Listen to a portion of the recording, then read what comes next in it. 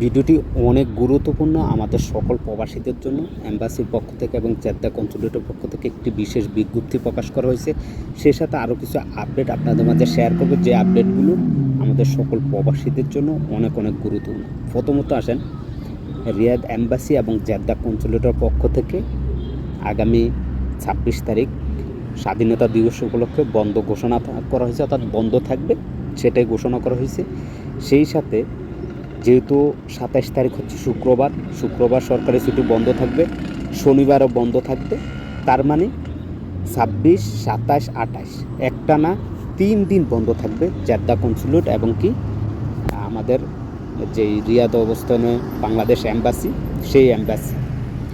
এই 3 দিন বন্ধ থাকার পর পুনরায় আগামী রোববার অর্থাৎ 29 তারিখ রবিবার পুনরায় এম্বাসি এবং জেদ্দা কনসুলেট তাদের সকল কার্যক্রম, সকল সেবা তারা প্রদান করা হবে।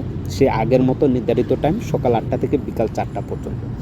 তো আমাদের যে সকল প্রবাসীদের কাজ আছে, যেহেতু গতকালকে 23 তারিখ কিন্তু খোলা ছিল, আজকে 24 তারিখ, আজকেও খোলা থাকবে এবং আগামীকালকে 25 তারিখও খোলা থাকবে।